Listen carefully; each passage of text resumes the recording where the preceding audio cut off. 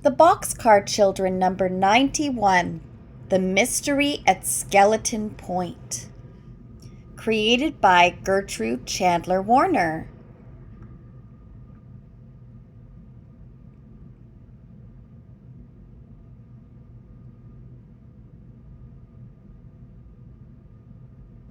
Chapter 1, Not So Funny Bones. The Alden family loved nothing better than long family car trips. They enjoyed playing games, telling stories and jokes, and having roadside picnics. Even in the car, they kept themselves busy with jobs. Grandfather Alden's main job was driving, of course, plus laughing at his grandchildren's jokes and listening to their plans. Since 12-year-old Jessie was the best map reader, her job was to give Grandfather directions. Benny liked to help Grandfather with directions too. Now that he was 6, Benny could read. His job was to call out the road signs. "Shady Lake, 6 miles," he announced when they passed a sign on their way to visit Grandfather's cousin Charlotte. "How far is that?" "Way too far," 14-year-old Henry joked. He had squeezed himself between Benny and their 10-year-old sister Violet so the 2 younger children could have the window seats.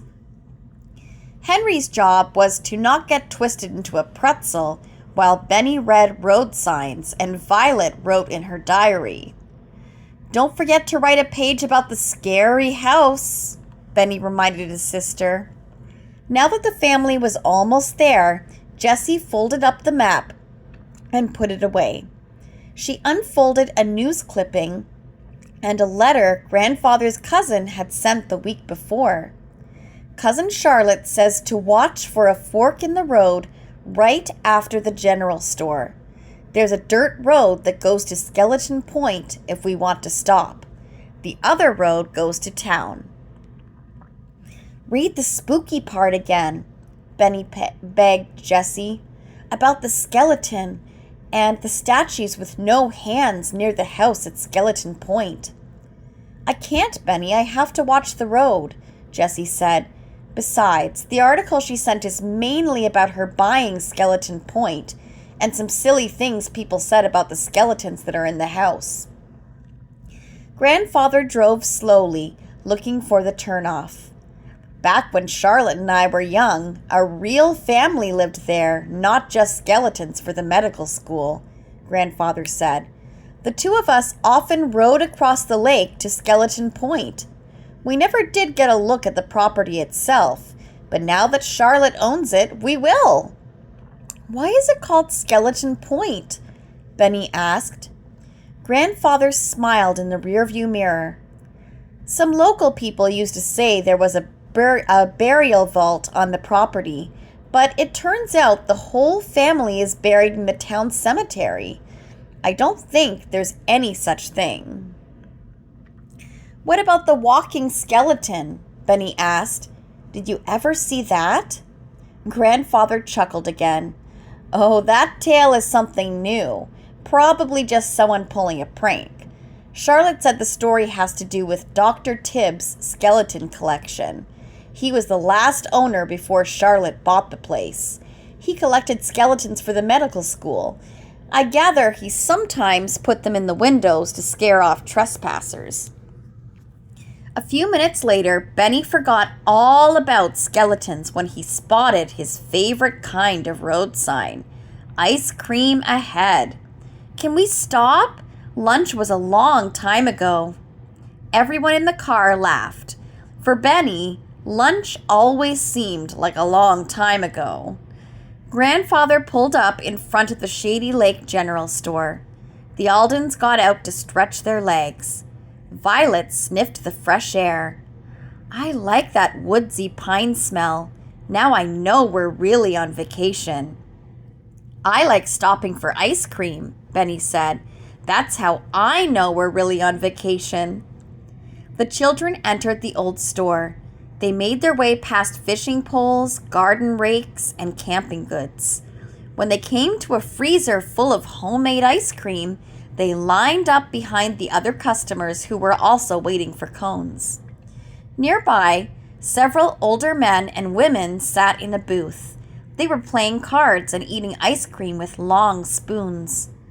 While he waited, Benny tried not to stare. "Well, young fellow, I hope you're not trying to see what cards I'm holding," one of the card players said with a twinkle in his eye. "Your eyes are bigger than my ice cream bowl." Benny felt his ears get red. "Are you playing Go Fish?" he asked. "That's what we played in the car when we drove from Greenfield, only now it's time for Go Eat Ice Cream, not Go Fish." Everyone at the table chuckled. "I'm getting chocolate ice cream," Benny continued. "And know what? We're going to Skeleton Point. Grandfather's cousin Charlotte bought it. Even the skeletons. She asked us to help her fix up the house. We might even get to stay there overnight." The players looked up from their cards when they heard this.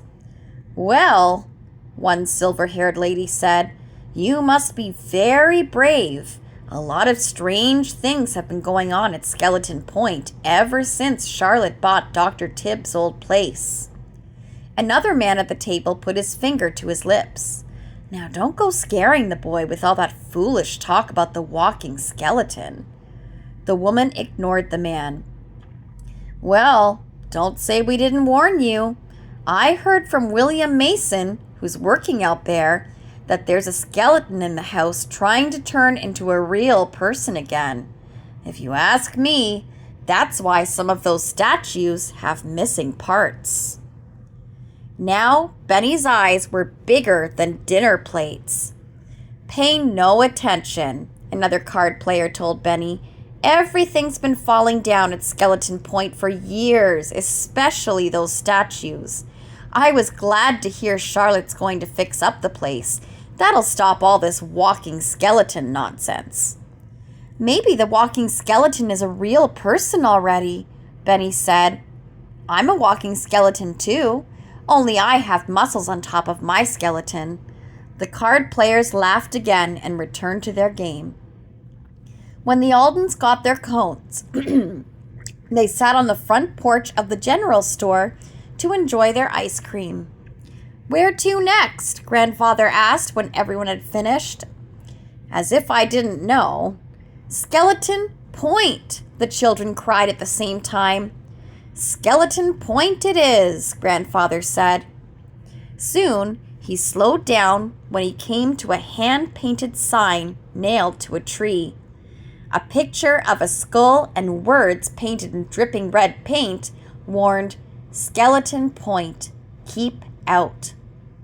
"Does that mean us?" Henry asked. "Not at all," Grandfather said. "Charlotte said if we want to take a look at her property, we can go anytime.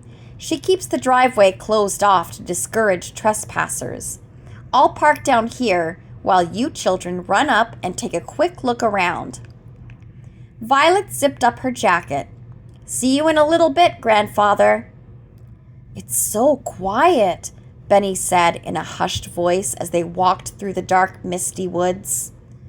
The next moments were not quiet at all as a burst of barking broke the silence. Startled, Benny grabbed his sister's arm.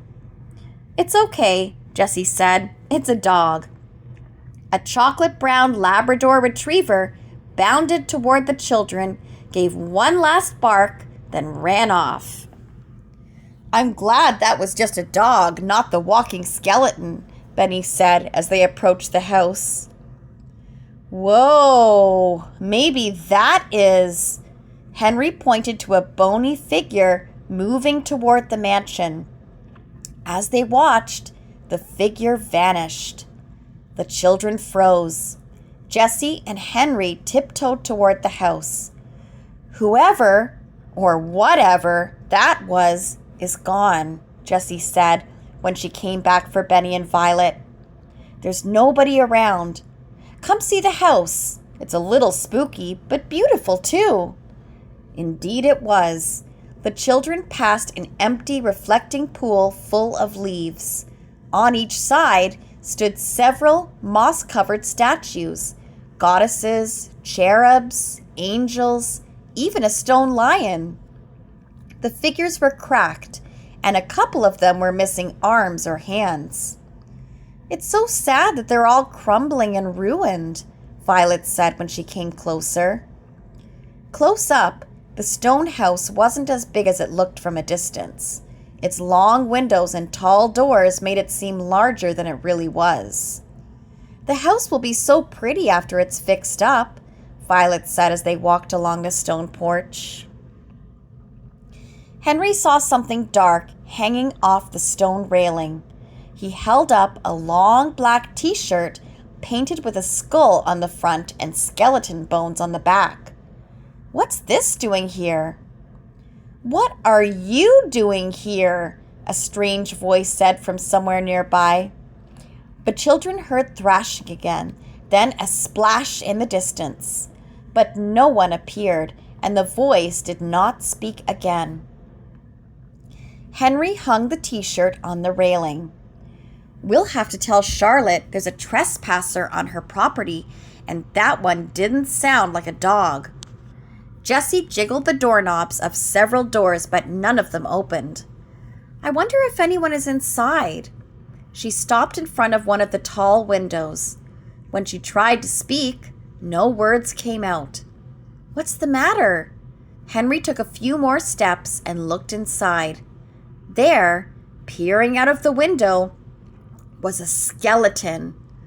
It stood on bony legs and grinned out at the children. "The walking skeleton?" Henry said in a dry whisper. It took him and Jessie a moment to realize that the old skeleton was harmless.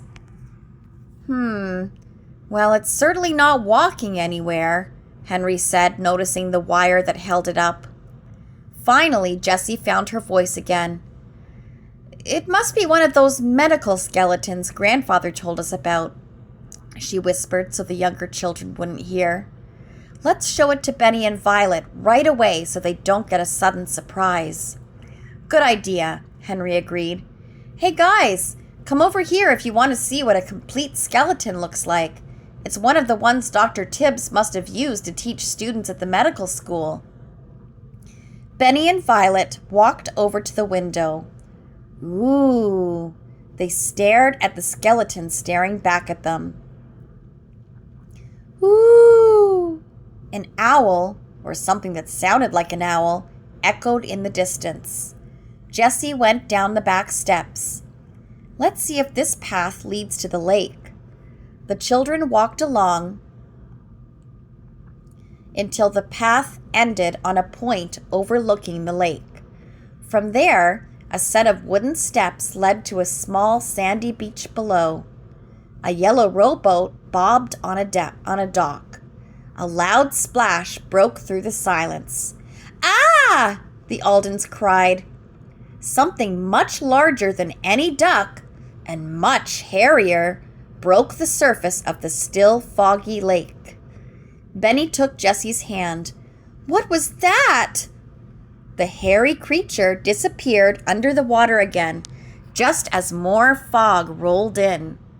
"Maybe the walking skeleton turned into a swimming skeleton," Benny said. Jessie squeezed Benny's hand. "Don't worry, it's just a swimmer." But she wasn't so sure. The children took one last look at the mist-covered lake, then hurried back to Grandfather and his warm, cozy car. Chapter 2, The Walking Skeleton. "Goodness," Grandfather said when his grandchildren returned from Skeleton Point. "You look as if you've seen a ghost." "Not a ghost, Grandfather. A monster in Shady Lake." "Goodness, that must have been quite a fright," Grandfather said. "What about the walking skeleton?" "We found a skull t-shirt hanging off the porch," Henry answered, "and one of Dr. Tibbs' skeletons was hanging in a window, too." "You'll have to tell Charlotte all about your sightings." Grandfather turned onto the main road and headed to the town of Shady Lake. "She'll want to hear everything. Here we are." Grandfather pulled into the driveway of a snug blue house set behind a garden full of flowers. Cousin Charlotte, who was tall and white-haired like grandfather, stood in the garden talking with an older man. When she saw the Aldens' car pull in, Charlotte quickly came over to the car. "Oh, James! And your wonderful grandchildren! I'm so happy you're here at last," Cousin Charlotte cried. "I've been gardening out front so that I would spot you right away. Come meet my visitor." She turned to the man she had been speaking to. "James, this is William Mason. William, this is my cousin, James Alden, and his delightful grandchildren, Henry, Jessie, Violet, and Benny Alden." Jessie smiled and put out her hand for a handshake. "Oh, someone at the general store mentioned your name," she said. Mr. Mason didn't smile back, shake hands, or seem the least bit interested in Jessie or any of the Aldens. "I guess we'll have to finish our business some other time, Charlotte," he finally said before opening the garden gate to leave. "I see you're too busy with all these people to discuss business right now." Cousin Charlotte didn't let this stop her. "Actually, I'm glad you're here, William. When I heard my cousin was driving up this way on business, I asked him to bring along the children to help at Skeleton Point, too. I'd like nothing better than to have you work with them. There are so many things they can do." Mr. Mason stared at Charlotte before he finally spoke. "Well, if children are involved, I'm not sure you need a trained architect like me. I'll see you in the morning to discuss these plans. Good day." Before Charlotte could say another word, Mr. Mason headed down the street. Grandfather gave Cousin Charlotte a hug. "I'm sorry if we interrupted something important." Charlotte gave the children the same welcoming Alden smile grandfather often gave his grandchildren. "Not to worry, James. William and I were just winding up when you arrived. After he read in the paper that I had bought Skeleton Point, he contacted me to see if I needed help. I'm very lucky to have him since he's a retired architect. He specialized in old buildings." Benny could hardly stand still now that he had something exciting to tell Charlotte. "How about old skeletons?" he asked. "He better like those when he's at Skeleton Point, 'cause know what? That's what's out there. We saw a real skeleton staring out the window and a hairy monster in the lake." Charlotte's soft blue eyes widened in surprise. "Goodness, something in the lake, too?" "The one you saw in the window is Mr. Bones. Sorry if he gave you a scare," Charlotte told the children. "I left him hanging there to keep trespassers away from the house, just like Dr. Tibbs used to do. But I didn't think there was a monster in the lake." Cousin Charlotte laughed. "What did it look like?" Jessie explained about the t-shirt Henry had found on the porch railing and the swimmer with the long hair. "Don't forget the barking dog," Benny reminded Jessie. Charlotte chuckled. "Oh, that was probably Greenie Owen's dog, Max. And Greenie himself was the swimmer, most likely. He was once a student of Dr. Tibbs. He never did finish medical school, but he knows more about bones than most doctors. Local people have told me he's quite upset that I bought the property. Over the years, he's come to think of it as his. He works in a lab at the medical school and often swims or rows over from the island where he lives with Max." "Does he have a lot of hair?" Benny wanted to know. "Well, Max has short hair and Greenie has long hair, for a man, that is," Charlotte explained. "Plus a little skull earring. He often wears that black t-shirt with the skull and skeleton on it. He must have taken it off to go swimming. Nobody but Greenie would go swimming on such a damp, chilly day." "He didn't scare us." Benny felt brave now that he had arrived at Charlotte's cozy house. Not a bit. Charlotte hugged Benny, then gave each of the other children a hug too. "Well, I'm glad of that. I can't seem to make a friend of Greenie yet. I'm hoping you children will have better luck. He knows so much about Dr. Tibbs' skeleton collection. I'd love to ask him to organize it before I send it on to the medical school. Unfortunately, he disappears on me whenever I go over to Skeleton Point." "That's what he did with us," Henry said. "Disappeared right under the water." As Charlotte led the children to a greenhouse in back of her house, she told the children more about Greenie. "I suppose I should be glad that he and Max do such a good job of guarding the property. The problem is, he chases off everyone, including the locksmith I sent over last week. Maybe the four of you will have better luck getting to know him and Max." "We like dogs," Jessie said, "especially watchdogs. Our dog, Watch, guarded us when we lived in a boxcar we fixed up in the woods after our mother and father died. Now Watch watches out for us at Grandfather's house." Charlotte put her arm around Jessie. "I'm so glad Watch and Cousin James found you. Now, here's another house for you to live in while you're here. My old greenhouse. I didn't need all of it for plants, so I turned the rest of it into a guest cottage. See?" "Oh!" Violet was so pleased when she walked into the all-glass building, she hardly knew what to say. "We'll be able to see the stars and moon at night. And the moon and stars will be able to see you, at least when this foggy weather blows away." Charlotte led the children to the far end of the greenhouse. "You can put your sleeping bags down on these camp cots. You're also welcome to sleep out at Skeleton Point any time. There are several decent beds in the tower of the house. Just bring your sleeping bags." "Too bad the rest of us have to sleep in a house with a roof you can't see through," Grandfather joked. "You've done a wonderful job with this greenhouse, Charlotte. We certainly spent a lot of happy hours in here when we were children. Now it's my grandchildren's turn to have some fun in here." "I hope so," Charlotte said. "Now come inside my real house for some cookies and lemonade. You children must be starving."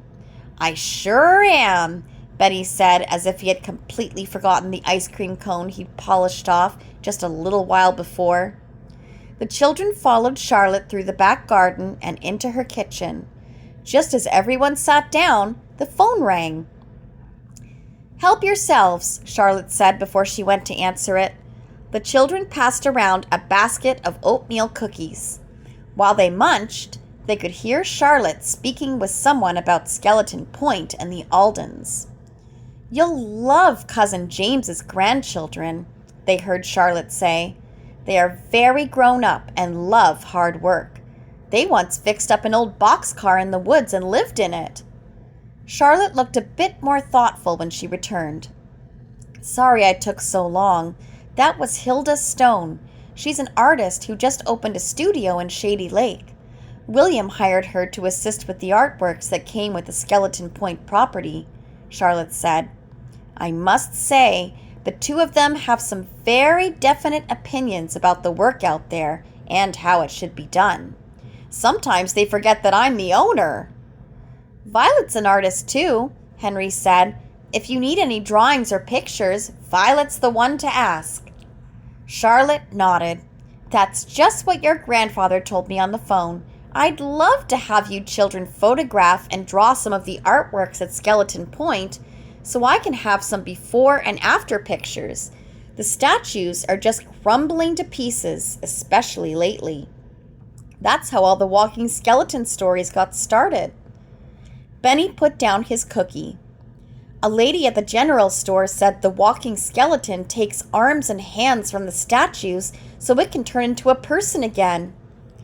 "That's one of the tales going around, but of course it's just a story," Charlotte said. "I really don't know how the statues got damaged recently. They are quite old and already worn away by the weather, but now a few pieces are missing, not just falling off, but disappearing. I do hope you can all keep an eye on the property."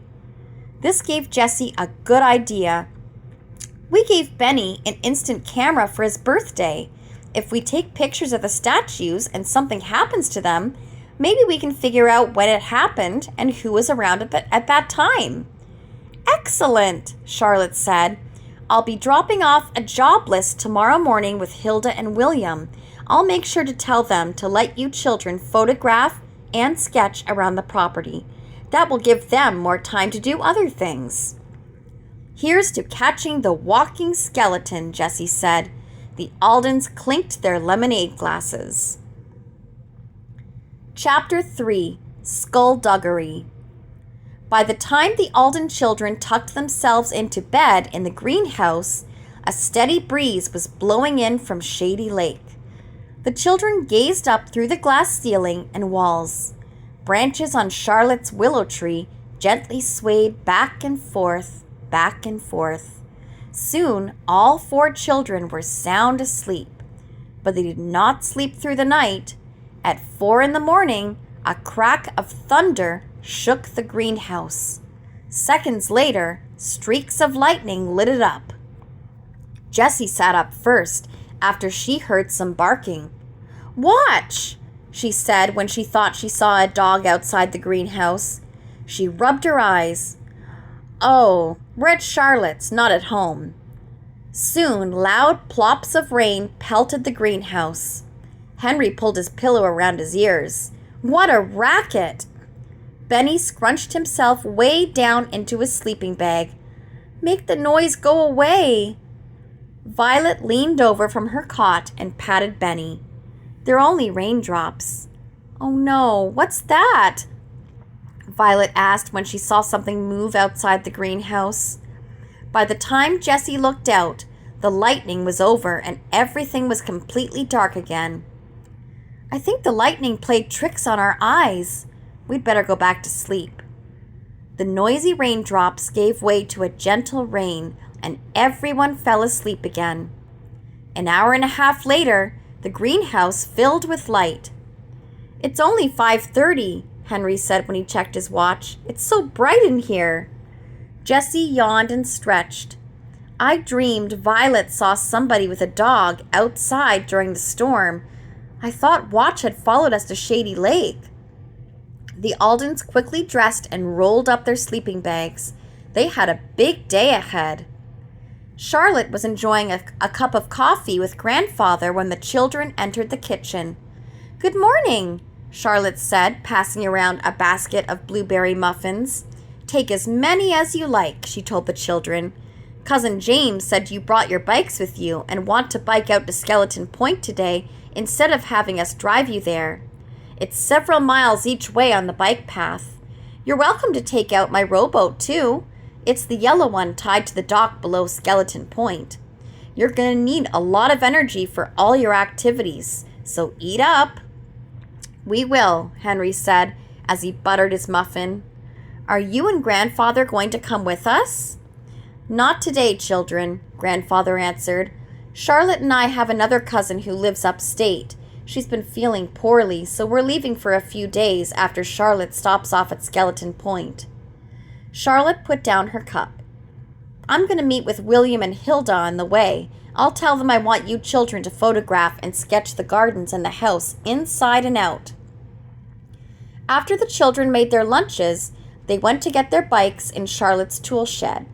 That's when they got an awful shock. "What's this?" Henry asked when he pulled his helmet from his bike bag. "Did you guys play a trick on me?" Inside Henry's helmet, a plastic Halloween skull grinned back at him.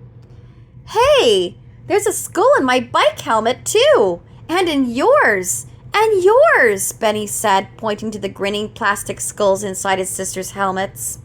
"Somebody played a joke, but it wasn't me." When Charlotte came out, she didn't find the joke quite as funny, though she tried to laugh about it. "Goodness, I guess I can always use them at Halloween for my trick-or-treaters." Benny turned one of the skulls upside down to see if anything was inside. "We got the trick, but not the treat." Charlotte laughed. "Well, if you children need more treats than what I left out for your lunches, stop at the general store. The bike path runs right behind it. You'll see a sign for it." "Goody," Benny said. "I saw lots of snacks there yesterday." The children put on their helmets and set off for the bike path. Since it was still early, they had it to themselves for a while. Jessie checked the small bike mirror on her handlebars and saw a jogger in the distance. "I guess runners use this path too," she told the others. "There's somebody behind us." When Henry turned around to take a look, the jogger took off into the woods. Whoever it was is gone. The children rolled along, making good time on the smooth, empty path. "There's the sign for the general store. Should we stop?" Jessie teased, even though she already knew the answer. "I saw gorp fixings in the store. Nuts, raisins, and chocolate chips," Henry said. "Good gorp," Benny said about the delicious, healthy snack they often brought on their outings. The general store was already busy with people buying fishing tackle, getting mail, drinking coffee, and picking up groceries in the morning newspaper. Jessie led the way to the camping section. "Here are the nuts and raisins. Benny, you and Violet go over to the baking aisle for the chips. I brought along some zip bags so we can mix up some gorp for each of us." When Benny and Violet came to the next aisle, a young woman was blocking the way. She and one of the card players the children had seen the day before were so busy talking they didn't see the children standing there. "Have you lived here a very long time?" the young woman asked the man, who was wearing a fishing vest today.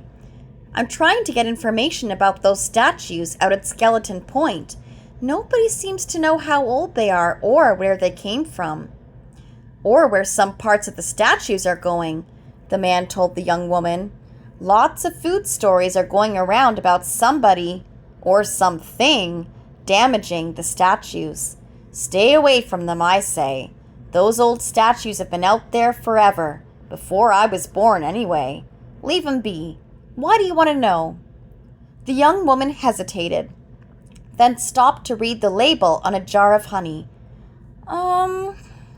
Just curious." With that, the young woman left the store without buying anything. "Newcomers," the man told Benny and Violet when he saw them standing there, "always asking questions. You'd think from that young lady that Shady Lake was nothing but old statues covered with moss. What about our fishing? Why, our trout are practically jumping out of the lake." "They are?" Benny asked, hoping to find out where he could see some of these jumping trout. The man left without answering Benny. "All set?" Jessie said when she and Henry joined the younger children. "Let's go pay for everything." While the children stood in line, they heard a grinding sound nearby. One of the clerks was making keys for a customer. "Here's the extra key you wanted, Greenie." The worker handed over a new key and a brown bag. "Bring it back if it doesn't fit this lock you just bought." "That must be Greenie Owen," Henry whispered to his brother and sisters. "I guess even on the island you have to be careful to keep your cabin locked up, huh?" the clerk asked. Right." Greenie pocketed the key and put the bag in the small backpack he wore over his t-shirt and jogging shorts. He stepped away from the counter and left. "I think Greenie was the jogger I saw in my bike mirror," Jessie said quietly. Henry agreed. "I bet you're right. I wonder why he ran into the woods when I turned around. It was almost like he was following us but didn't want us to see him." After the children made up their gorp bags, they returned to the parking lot. Benny poked Henry, then Jessie. "See that lady getting in the red car? She was being nosy about the statues when she was talking to that fisherman," Benny said. Henry watched the woman back out her red car and head down the road. There sure are a lot of people besides Charlotte interested in those statues. Chapter 4. The Aldens Have a Dog Day. After a long bike ride, the Aldens finally came to Skeleton Point.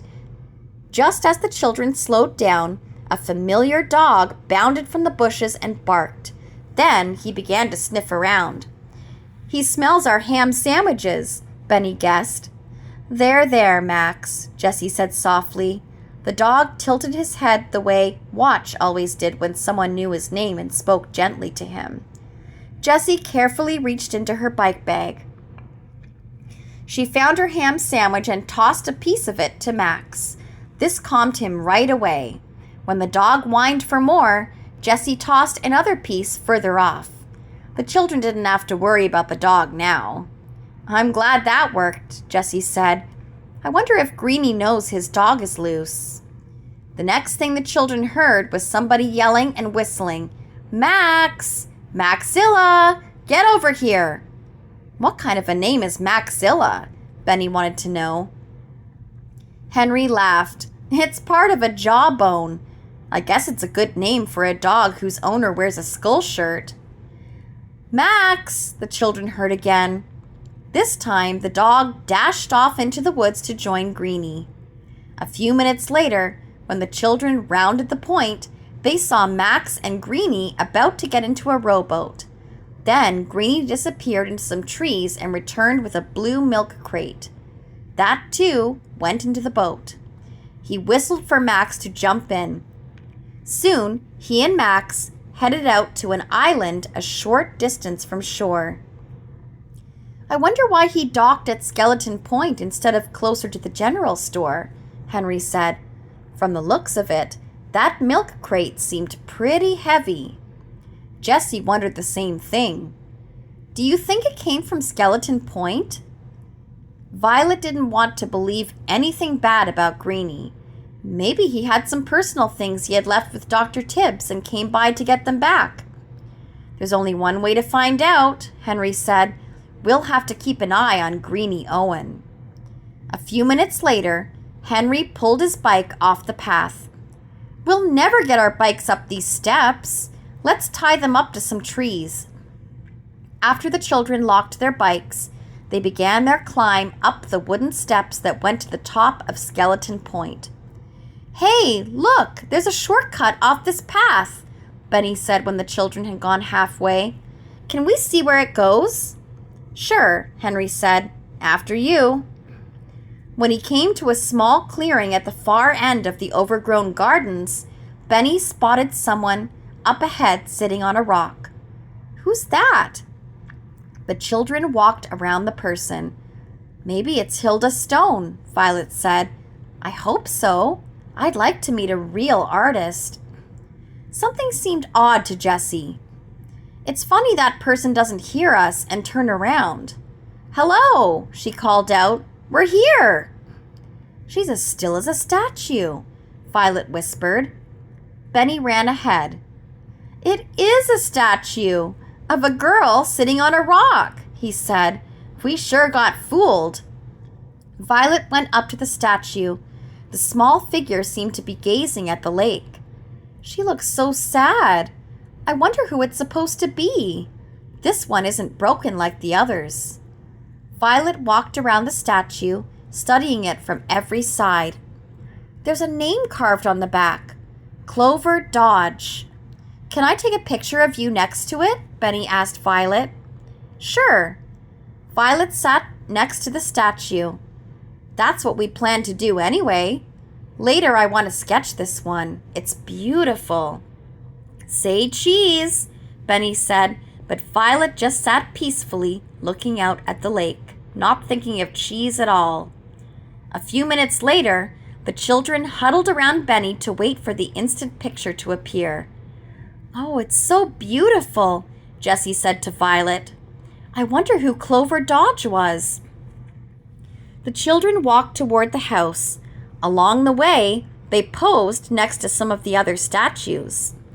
"Hey, my camera's stuck," Benny complained when he aimed it at Henry, who was imitating the stone lion near the house. Jessie came over to take a look. "That's because you're out of film, silly. Let's go inside. By now, Charlotte must have dropped off the job list. I don't see any cars, but maybe William and Hilda parked by the road." This time, when they passed Mr. Bones in the window, the children waved at him as if they were used to seeing full-sized skeletons every day. "Hi, Mr. Bones," Benny said. "I'll have to take your picture another time."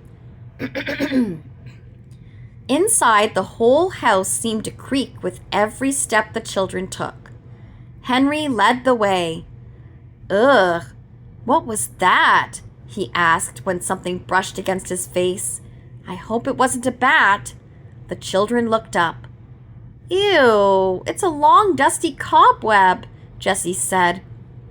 The children crept along, trying not to walk into any more sticky cobwebs. They soon found the room with Mr. Bones hanging in the window. Every corner of Dr. Tibbs' study was full of all kinds of skeletons and skulls. Little mouse skulls, the skull from a horse, and many bird and animal skeletons of different sizes. Violet went over to a delicate bird skeleton. Don't even think of touching that, a voice said. The children whirled around. In the doorway, the sunlight streaming from behind outlined a person's shape. The Aldens couldn't quite see who it was. What are you doing in here? The person demanded. Jessie stepped forward. We're waiting for someone. This is our grandfather's cousin Charlotte's house. She told us to come here. We're meeting her friends, Hilda Stone and William Mason. I'm Hilda Stone, the person said. Great, Jessie said. We were looking for you, and here you are. We didn't see any cars outside. As the tall, brown-haired young woman stepped forward, the children could see she seemed unhappy when she saw them standing there. I parked my car on the road and walked up a little while ago. The driveway is chained off so trespassers won't drive onto the property and poke around where they don't belong. Henry swallowed hard before he spoke. Charlotte gave us permission. I'm Henry Alden. These are my sisters, Jessie and Violet, plus my brother Benny. Charlotte asked us to help out, just like you. Hilda Stone took a long time before speaking. Well, William Mason hired me because I'm a trained artist. A historical house with so many art treasures requires experts, not children running about. Benny felt brave, even though Hilda Stone was a little bit scarier than Mr. Bones. We weren't running. We took our bikes. Then we walked up the path nice and quiet. Plus, I took pictures of all the statues with my camera. Henry nudged Benny so he wouldn't say anything more. What Benny means is we'd like to give Charlotte pictures of the property so she knows what has to be fixed. Footsteps on the squeaky floors interrupted Henry. A long shadow fell across the floor. That's hardly something for children to decide, a deep voice said. Even Hilda Stone jumped back. William! Goodness, I didn't know you were in the house. William Mason stepped into the room. Been here for an hour. Charlotte stopped by and left us a list of chores to finish before she gets back in a few days. Us? Hilda asked. Does that mean just you and me? Or these kids, too? All of us, Jessie said in her own clear voice. Remember, she told you on the phone that she was sending us out here to work? She told Mr. Mason the same thing. That's why we're here. Mr. Mason looked down at the paper in his hand. Well, I'm here because I'm an architect. Hilda is here because she's an artist. Yes, we can certainly put you to work. Why don't you go outside and wait? Hilda and I will discuss how to proceed. She's the same lady who was asking all those questions in the store, Benny told Jessie when they went outside. Only we didn't know she was Charlotte's friend. How come she's not friendly? Henry put his arm around Benny. Don't worry about Hilda. We'll just have to get to know her, I guess. Maybe she'll be friendlier when she sees how hard we work. But it looked like Henry might be wrong. When Hilda came out to speak with the children, she wasn't at all friendly. William and I need you to go over to the hardware store across the lake for some special light switches, Hilda told the Aldens. We're too busy right now to drive there. Henry thought about this. That'll take a pretty long time since we're on bikes. Wouldn't it be faster to go in the car so we can all get started working around here? Hilda shook her head. As I said, we simply don't have time to run errands today. Charlotte told William that you know how to row a boat. Her rowboat is the yellow one down by the dock. Here's the combination for the lock. There are enough life jackets below the seats. Row straight past the island to the buildings on the other side of the lake. One of them is the hardware store. Ask for the owner, Brad." "Sure thing," Henry said when Hilda handed him the information on a piece of paper. "How do we pay for the switches?" "Well, tell Brad to put the bill on Charlotte's account." Henry had one more thing to say. "Charlotte said maybe Violet could sketch some of the statues out there, before and after pictures, so people can see how Skeleton Point used to be." Hilda had other plans. "No need for that. William and I have already taken note of the outdoor sculptures. Professionals examine artwork in certain ways." Violet, who hadn't said very much, spoke up now. "We'd love to learn to do that, if you could teach us, that is." For a second, Hilda seemed almost interested in Violet's request. Then she looked back at the house. William was on the porch, waving for her to come inside. She turned back to Violet. No, I haven't time to teach you children my methods. There's so much else to be done. Right now, we need those light switches. As for the statues, they are quite fragile. We can't have you working around them in any way." Chapter 5, A Forbidden Island. The children rowed along, enjoying the lake, the birds flying overhead, and the nice, easy sound of the lake lapping against the boat. "I have to admit, this is kind of fun," Jessie said as she pulled the oars of Charlotte's yellow rowboat through the clear water. "We haven't been rowing for a long time. Make sure to tell me if I'm rowing in the right direction." Benny, face to face with Jessie, gave her directions. "If you go straight, you'll bump into that island where Greenie lives. I wish we could go there, but he might get mad at us." Henry scanned the lake with the binoculars. "You're right about that, Benny. Not to mention, he'd probably send Max after us." "May I have the binoculars, Henry?" Violet asked. "I'd like to see what Greenie's house looks like." She soon spotted a small log cabin nestled between some trees. "The island is pretty," she said, "but lonely looking too. I wonder what it's like to live out there with no family." "We'll be passing close by," Henry said. "Maybe we can get a look." Benny took a turn with the binoculars too. "Hey, a seal is swimming over to our boat." The other children laughed. "Benny," Henry said, "seals don't live in freshwater lakes. They're ocean mammals. Maybe it's one of those jumping trout you wanted to see." Benny handed Henry the binoculars. "Take a look. Something furry, not fishy, is swimming around." "You know what, Benny? You're right," Henry said, surprised. "I do see a furry head swimming our way, Jessie. Row slightly to your right toward the island." A few strokes later, Benny's seal was so close to the boat, the Aldens saw right away that it was Max. "Max!" Violet called out. "Come here, boy! It's your friends, the Aldens. Come on, Maxilla." Jessie rowed carefully. "I'll get closer to the island," she told her brothers and sister. "I know labs are good swimmers, but I don't want Max to swim out too far. He might get tired." Max looked far from being tired.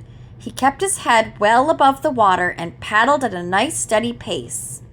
Pretty soon, he was alongside the Aldens' boat. Benny reached down to pat Max's wet head. "Good boy." The children heard a loud whistle in the air. "Yo, Maxilla, get back here!" "It's Greenie." Henry made a megaphone out of his hands so Greenie would hear him.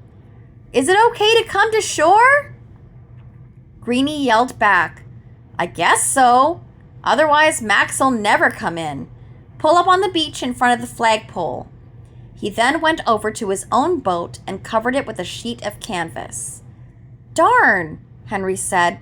"Now we won't be able to see what was in that milk crate he picked up at Skeleton Point." Jessie guided the rowboat toward the small stony beach. Max swam alongside so closely the Aldens could see his 4 legs paddling through the water in a real dog paddle stroke. When the boat glided to the beach, Greenie grabbed the rope hooked to the bow.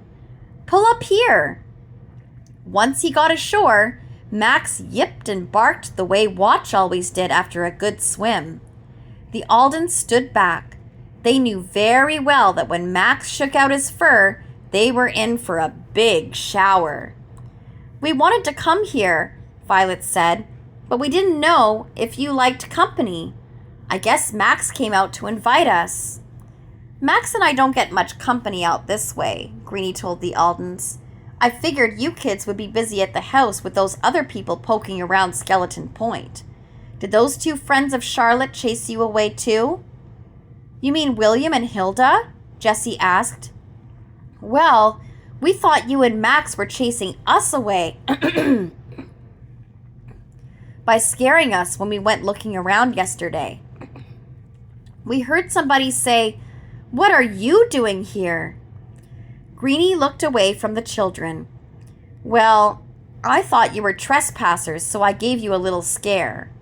There have been problems out there lately." "Did we scare you off the bike path this morning?" Violet asked softly. Greenie looked away and didn't answer. The Aldens didn't find him scary now in his bright red t-shirt and jogging shorts. Even his skull earring looked like the ones Jessie wore on Halloween. His long hair was tied in a neat ponytail. "I wasn't scared of you," Greenie told the children. "I'm just not feeling too friendly toward a bunch of strangers taking over Doc Tibbs' place." Jessie took a deep breath before she spoke. "It's Charlotte's place now. She's fixing it up." Greenie's mouth tightened. "It doesn't need fixing up any more than the woods need fixing up. Doc's skeleton collection is one of the most important ones in the country. He taught hundreds of medical and veterinary students. Now people are just going in there, moving things around, and even taking things from his collection." "Some were stolen?" Violet asked. "We looked at some of the bird and animal skeletons, but we wouldn't touch anything without permission." This didn't cheer up Greenie at all. Nobody around here knows enough about skeletons to give anyone permission to look at the skeletons. "You know enough," Violet said in her quiet way. "Charlotte hopes you'll help organize Dr. Tibbs' collection before she donates it to the medical school where it belongs. She says you always run away from her." Greenie stroked Max's head while he thought about this. "That's because she acts like she owns Skeleton Point and everything in it." "Well, she does," Jessie reminded Greenie. "But she wants the collection to be kept together and go to the right place." Greenie got worked up all over again when he heard this. The right place was to me. But Doc up and died before he wrote out his will. He told me he was leaving me his collection so I could decide what to do with it. Then Charlotte went and bought the place. "I bet you didn't know she's using all her savings to fix up everything, the house, the statues, and the gardens," Jessie said. "Charlotte really cares about Skeleton Point." "Well, so do I," Greenie said. "I've kept a watch on it better than anybody. If it weren't for Max and me, the place would be in worse shape than it is. All this hullabaloo about walking skeletons and such, those are just stories to cover up plain old thievery and vandalism." "What's vandalism?" Benny wanted to know. "People harming property," Jessie said, "like Charlotte's statues. She bought them, so they belong to her now." Greenie disagreed with Jessie. "Those statues were priceless. They can't just be bought." Greenie was finished with the Aldens. "Now I think you should get going. I can see we're never going to see eye to eye on this, that's for sure." The children walked back to the shore. Henry and Jessie dragged the boat to the water's edge. The children climbed in. "Bye, Greenie," Benny yelled as Henry dipped the oars in the water. "Bye, Max." When the children looked back at the island, they heard Max bark to say goodbye, but Greenie had disappeared into his cabin. Henry rowed the next leg of the trip across Shady Lake. The other shore soon came into view. "I can't decide about Greenie," Henry said. "He doesn't seem to think anybody has a right to be at Skeleton Point but him." Violet, who was trailing her hand in the water, had a soft spot for Greenie. "He just wants to protect the property, I think. Let's try to make friends with him. I just know if we do, he'll help Charlotte." "That's a very sensible idea, Violet," Jessie said. "The better we get to know him, the better our chances are of finding out who's harming Charlotte's property." Henry finally reached the small marina. "There's the hardware store Hilda told us about," he said. "We'd better pick up those light switches and get back. We've lost a lot of time stopping off to see Greenie." When the children entered the hardware store, they found the owner at the cash register. Henry handed the man the piece of paper Hilda had given him. "I hope you're Brad. Hilda Stone told us to see you about some special light switches. They're for the lights over at Skeleton Point." "I am Brad," the man said, "but I have no idea what you're talking about, young fellow. I don't carry these light switches and never did. And who's this Hilda Stone person anyway? Probably one of these city people buying up property who doesn't know a darn thing about what she's doing. Never heard of her." The Aldens looked at one another. Hadn't Hilda told them to find Brad and pick up the special switches? "What about William Mason?" Jessie thought to ask. "Do you know him?" "Who doesn't know William Mason?" the man asked. "I'm surprised he volunteered to help fix up that old house. Mason's a fellow who's always trying to make a buck or two. In fact, now that I think about it, he did some talking about wanting to buy the house himself, but Charlotte beat him to it. Doesn't stop him from walking around like he owns the place." "He does?" Benny asked. "I thought Greenie Owen was the only one who acted like that." "Greenie?" the man said. "There's another one always creeping around these old places on the lake. Don't know which is worse, the newcomers or the old-timers who think everything on the lake should stay the same as it was 100 years ago. That's Greenie for you. Sorry about the light switches. You need to go to one of the big stores over in North River for those. It was a total waste of time sending you here." Chapter 6, The Hidden Trail. When the children returned to the dock empty-handed, they got a terrible surprise. "Our boat is floating away!" Jessie pointed to their little yellow rowboat bobbing out on the lake about 20 feet away. "How did that happen? I know I tied it up." "Wait here," Henry told Violet and Benny. "We're going to swim after it." In a flash, Henry and Jessie stripped down to their bathing suits and plunged into the water. They were excellent swimmers and reached the boat in no time. "Phew," Henry said when he caught his breath and the boat. "That was close. Thank goodness the wind wasn't blowing any harder. The boat didn't get out too far. You climb in, Jessie. I'll swim along while you row back." "I wonder how the boat got loose," Jessie said when she and Henry reached the dock. Jessie got out of the boat and walked over to join Violet and Benny, who were talking to a fisherman on the dock. "Somebody let your boat go," said the fisherman. "A fellow was trying to untie his motorboat, but he unlocked yours by mistake. Guess he forgot to lock yours back up again. I tried calling after him, but he just sped right off. Folks can be mighty careless sometimes." "Which way did he go?" asked Jessie. The fisherman pointed across the lake towards Skeleton Point. Jessie reached for the binoculars to take a look. She spotted a motorboat heading out. "Look out there!" She handed Henry the binoculars. "Doesn't that look like Mr. Mason from behind?" Henry grabbed the glasses. "I think it is him. I recognize the red hat he had on yesterday. If he had a motorboat, why did Hilda tell us they didn't have time to go to the hardware store?" Jessie found the towel she'd packed and shared it with Henry. The sun will have to dry off the rest of us, she said. If you ask me, those two are trying to keep us away from Cousin Charlotte's property. Well, they can't, Henry said. Hop in, everybody. We're going to follow Mr. Mason back to Skeleton Point. But Henry couldn't follow the motorboat to Skeleton Point. It sped right past there without stopping.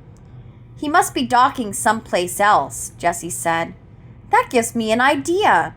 Instead of going back to Skeleton Point, let's row to that cove we passed not too far from the general store. We'll hike up from there. If Hilda and William don't spot our boat coming in, we'll have a chance to see what they're up to before they expect us back. Henry didn't need to think twice about Jessie's good suggestion. He dipped one oar into the water and headed for the deserted cove. After they pulled up, the children dragged the boat as far onto shore as they could. The woods were still as the Aldens crept along. They soon came to a broken fence that surrounded Skeleton Point. Let's go in this way, Henry said when he and Jessie found an opening. I think I see a trail on the other side. Once the children were on the property again, they followed the overgrown path that curved around the hillside. With Jessie leading the way, the children hiked single file, holding branches back for one another. Violet bumped into Jessie when she suddenly stopped. What's the matter, Jessie? Violet asked. Are we at the end? Jessie pointed to a rock up ahead. Come see this rock face. Doesn't it look like a skull, especially with the way there's some old paint where the eyes and mouth are? Henry examined the rock. He found a rusted metal door blocking a wide crack in the rock. The door didn't budge. This is getting weirder and weirder. It's some kind of cave that somebody put a door on. By the looks of it, it's been here a long time. Let's see where this trail goes. I have a feeling it joins up with that other shortcut we took off the main path. When Violet and Benny stopped for a drink from their water bottles, Jessie pulled Henry aside. I didn't want to scare Violet and Benny, but I saw something moving up ahead. It could have been a deer, I suppose. Whatever it was, it ran off in the direction we're going. Uh-oh, Henry said. Here comes Benny. I wonder if he saw it too. There's a big skull up there, a real one. See? Benny pointed to a horse skull stuck in the notch of a tree right by the footpath. Somebody's playing a trick, Jessie said so the younger children wouldn't get too scared.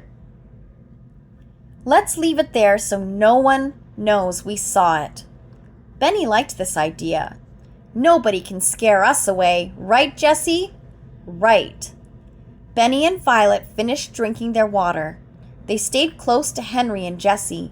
Soon the trail crossed the main path between the beach and the house. Let's pick it up on the other side, Henry suggested. Hilda and William won't expect us from that direction. This leads to the garden where the Clover Dodge statue is, Violet said. But Violet was mistaken. The statue is gone, she said when she came to the rock where it had been anchored. Should we go tell Hilda and William? Jessie and Henry exchanged glances. Let's see if they tell us first, Jessie suggested. Maybe they had a good reason to take it. And if they didn't, I don't want them to know right away that we know it's missing. I'd also like to find out who made these fresh footprints. The children looked down at the ground where the statue had been. Whoever was here had on work boots or hiking boots with thick treads on the soles. Henry checked his watch. We've been gone a long time. Hilda and William will be looking for us. Let's look for them first. The children hiked through the surrounding woods so they could watch the house without being seen. No one seemed to be around until they approached the empty, reflecting pool. Jessie put her finger to her lips. Shh! Stop here! Don't breathe! They watched Hilda Stone go from statue to statue with a sketch pad and a measuring tape. At every statue, she stopped, measured parts of the statues, then marked something down. When she was done, she returned to the house. The children backtracked to the steps. They'd gone part way up when Benny stopped suddenly. There was a full-sized, seated skeleton in front of them on the steps. "The walking skeleton," Benny said. Henry chuckled. "No, I guess you'd have to call it the sitting skeleton. It's just sitting there as if it stopped to take a rest." "I'm not afraid of Halloween tricks, even when it's not Halloween." Benny scurried past the skeleton. Henry looked very serious. "Now I know someone is trying to scare us away from Skeleton Point again," he said. "You're probably right, Henry," said Jessie. "But who could it be?" "William Mason and Hilda Stone," said Benny almost immediately. "They're mean to us and they don't want us around." "You're right, Benny. Remember that man in town said William Mason wanted to buy Skeleton Point for himself? Maybe he's mad at Charlotte for buying it first." Jessie looked thoughtful. "What about Greenie?" she asked. "We know he doesn't want us around either, and we know he's taking things from the house. Maybe he wants to scare us away so we won't figure out what he's up to." "We should still keep an eye on him." Henry agreed. "In fact, we should keep an eye on all of them." When they returned to the house, the Aldens found that William had joined Hilda outside. Jessie waved. "Hi," she called out as if she had come straight from her errand across the lake. "Sorry we took so long. The hardware store was out of those light switches." Hilda and William kept working. It seemed neither of them wanted to say anything. Finally, Hilda spoke up. "Oh, it turns out we don't need them after all." William pushed back the brim of his red hat and checked his watch. "Half the day's gone. I don't see much use for you kids sticking around here. Hilda and I are doing some technical work. Charlotte asked us to do... Hilda and I are doing some technical work Charlotte asked us to do. Not something suitable for children." "We know how to measure too," Betty said. "I learned in kindergarten." Hilda hesitated. "What we're doing is a little more complicated than what you do in school. Now why don't you children go for a bike ride or a swim?" she suggested before going into the house. Henry turned to William. "We already went for a swim," he said, "an unplanned one." William didn't say anything about untying the Aldens' boat, but he looked away and cleared his throat. "Well then, go for a planned one this afternoon. Take tomorrow off too. Everything's under control here." Before William turned to go into the house, the Aldens looked down. Just as they suspected, William was wearing heavy work boots that left deep prints just like the ones near the statue. Chapter 7. The Secret in the Library. After breakfast the next morning, the Aldens made their lunches in Cousin Charlotte's kitchen. While they were bagging their lunches, the phone rang. Jessie ran for it, and the other children listened in. "Cousin Charlotte, we're fine. We just got our lunches and extra food ready before we leave for town. Then we're riding to Skeleton Point. We're even going to spend the night since you said it was okay."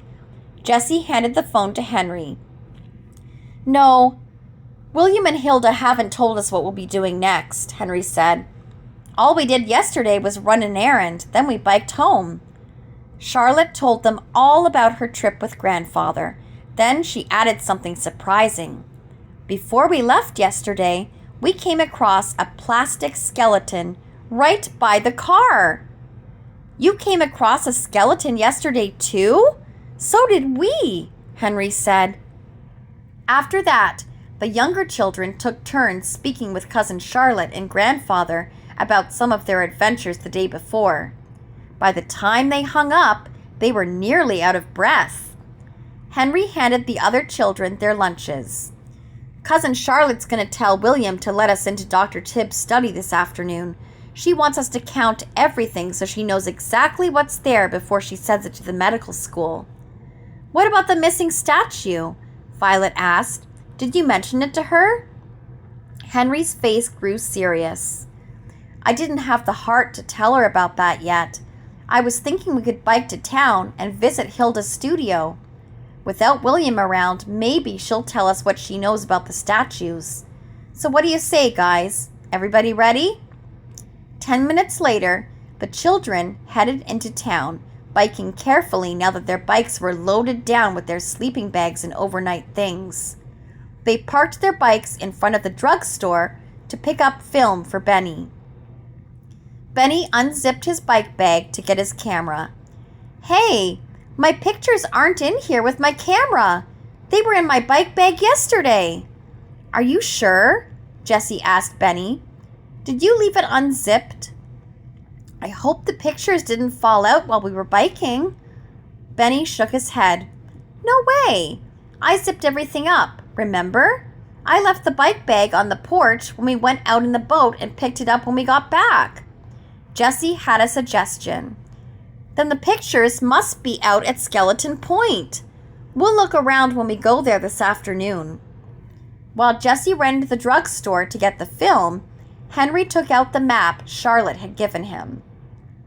"Hilda's studio was the next block over," he said when Jessie came out again. "Let's go see if she's there." When the children rang Hilda's bell, no one answered. A sign with an arrow pointing to the back of the house read, "Studio." The children walked along quietly, looking in the windows of the house to see if anyone was around.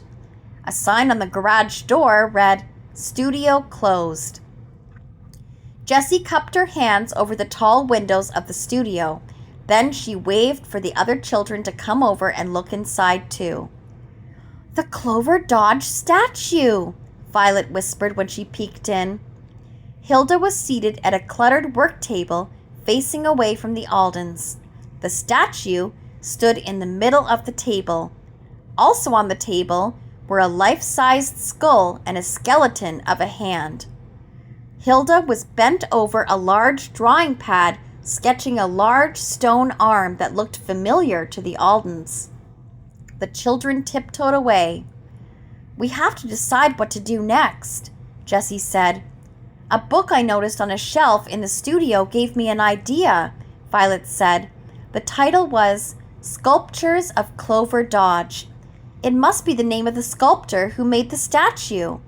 My idea is to go to the library and see if we can find out more about Clover Dodge.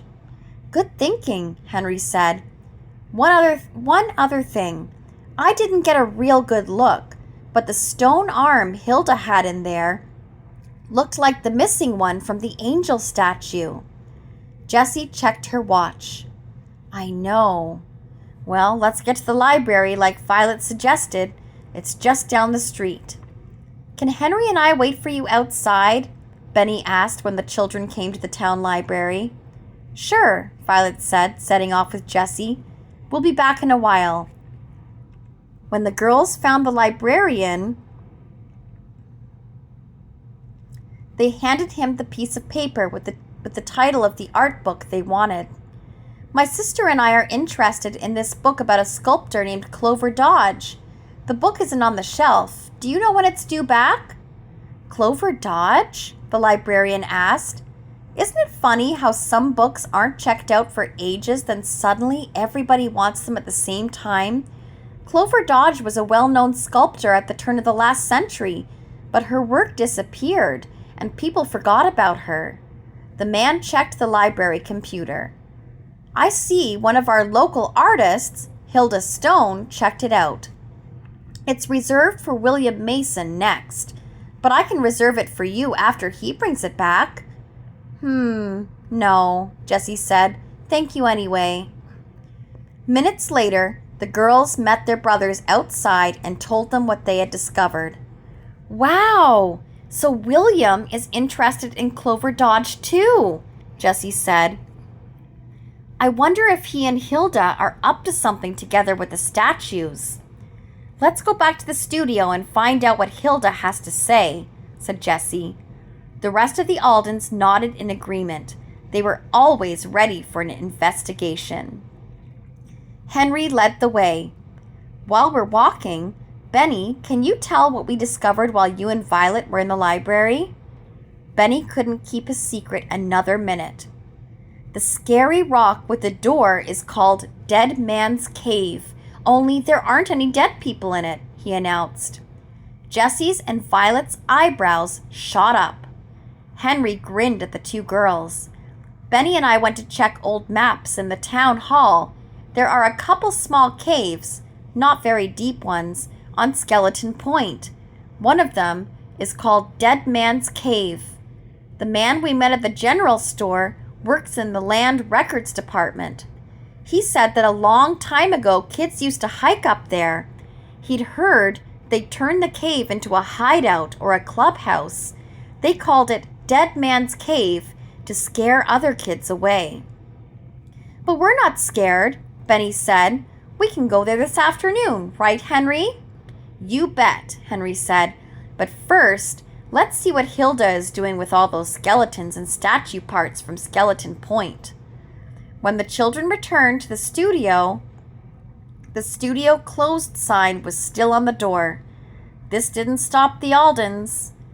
"Hi, Hilda, it's the Aldens," Jessie yelled as she rapped on the window. Hilda whirled around, startled to see 4 pairs of eyes staring at her. She opened the door slightly. "What are you doing here? My studio is closed right now." Violet looked past Hilda. "Oh, so you have the Clover Dodge statue," she said before the young woman could block her view. "Are you fixing it? I'd love to see how." Hilda stared at Violet. "I'm not here to teach art classes, Violet. I'm here to... well, I haven't time to explain." Henry, who was taller than Hilda, peered right over her shoulder. "Are you fixing the arm from the angel statue too? Charlotte will be glad you got started on that." Hilda studied the Aldens' faces. "What do you mean? William was the one who got me working on the angel statue, not Charlotte. He told me she left most of the decisions up to him." Hilda pushed the door to keep the children back. "I really must get back to my work. I'll see you at Skeleton Point later this afternoon." The Aldens had a lot more to say, but they never got the chance.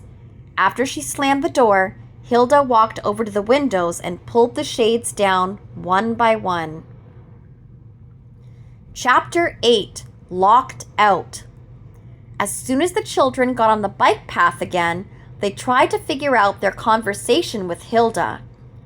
"We didn't get any answers about the Clover Dodge statue," Violet said. Henry disagreed. "Oh, but we did. Now we know Hilda definitely took things from Skeleton Point and that she doesn't want us to see them. That's got to be the reason she didn't let us into her studio." "I guess you're right, Henry," Violet said. "I sure wish the statue was back where it belongs. Since it wasn't broken, why did Hilda bring it to her studio?" The children pedaled along the lake and thought about what to do next. "Let's have lunch," Benny suggested. "That helps me figure out things."